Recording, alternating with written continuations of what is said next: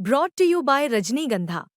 यूं ही नहीं ताज ताज बन जाता है, शिल्पकारों का हुनर और चुनिंदा संगमरमर ताज को नायाब बनाते हैं। कुछ ऐसे ही चुनिंदा जगहों से बस खास ही चुनकर लाता हूँ। कतरे कतरे को मैं हीरे सा परखता हूँ। यूं ही नहीं मैं रजनीगंधा बन जाता हूँ।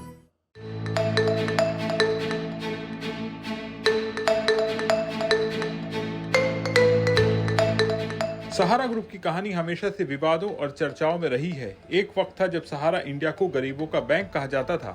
करोड़ों छोटे निवेशकों का पैसा इसमें लगा था, लेकिन पिछले एक दशक से ये ग्रुप कानूनी पचड़ों और निवेशकों के बकाये में उलझा हुआ है। इकोनॉमिक टाइम्स की खबर के मुताबिक सहारा ग्रुप ने सुप्रीम कोर्ट से 88 प्रॉपर्टीज बेचने की अनुमति मांगी है। इन प्रॉपर्टीज में मशहूर एम्बे वैली सिटी भी शामिल है। इन प्रॉपर्टीज के खरीदार हैं अडानी प्रॉपर्टीज। साल 2012 में सुप्रीम कोर्ट ने सहारा की दो कंपनियों सहारा इंडिया रियल एस्टेट कॉर्पोरेशन और सहारा हाउसिंग इन्वेस्टमेंट कॉर्पोरेशन को आदेश दिया था कि वो अपने निवेशकों का पैसा वापस करें। ये मामला ऑप्शनली फुली कन्वर्टेबल इन डिबेंचर्स के जरिए सहारा ने करीब 3.3 करोड़ निवेशकों से 24,029 करोड़ रुपए जुटाए थे। सुप्रीम कोर्ट ने कहा था ये पैसा गैर कानूनी तरीके से जुटाया गया है। सहारा को पूरी रकम 15% ब्याज के साथ लौटाने का आदेश आया। अगर मूलधन और ब्याज को जोड़ा जाए तो रकम 50,000 करोड़ रुपए से ऊपर पहुंचती है। इस फैसले के बाद सुप्रीम कोर्ट ने सेबी को जिम्मा दिया कि वो निवेशकों की पहचान करे और उनका पैसा लौटाए। इसके लिए सेबी सहारा रिफंड अकाउंट बनाया गया। पिछले कुछ सालों से कोर्ट ने कई बार आदेश दिया।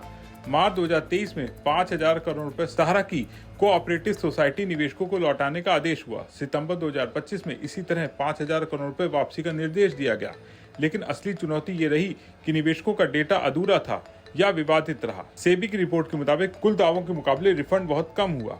सहारा प्रमुख सुब्रत राय का निधन नवंबर 2023 में हुआ। उनके जाने के बाद सहारा ग्रुप की मैनेजमेंट को लगा कि अब अलग अलग प्रॉपर्टीज बेचकर पैसा जुटाना मुश्किल होगा। कई अनधिकृत लोग सहारा के नाम पर गतिविधियां चला रहे हैं। अलग अलग केस और जांच एजेंसियों की दखलंदाजी हो रही है। इसलिए ग्रुप ने रणनीति बनाई सभी 88 प्रॉपर्टीज को एक साथ एक ही खरीदार को बेचना, ताकि जल्दी से जल्दी अधिकतम रकम मिले और निवेशकों को भुगतान हो सके। सहारा ने जो लिस्ट सुप्रीम कोर्ट को दी है उसमें देश भर की जमीन और प्रोजेक्ट शामिल है। इसमें एम्बे वैली सिटी लोनावाला महाराष्ट्र में 8,810 एकड़ में फैला लग्जरी टाउनशिप प्रोजेक्ट है। लखनऊ में सहारा सिटी ग्रुप का फ्लैगशिप रियल एस्टेट प्रोजेक्ट है। इसके अलावा देश के अलग अलग राज्यों में जमीन के टुकड़े, डेवलपमेंट राइट्स, FSI और दूसरे एंटाइलमेंट्स हैं। यानी ये डील सहारा के लिए लास्ट बिग सेल जैसी है। 6 सितंबर 2025 को सहारा कंपनियों और अडानी प्रॉपर्टीज के बीच एक डील साइन हुई। अब सुप्रीम कोर्ट की मंजूरी मिलते ही ये डील फाइनल होगी।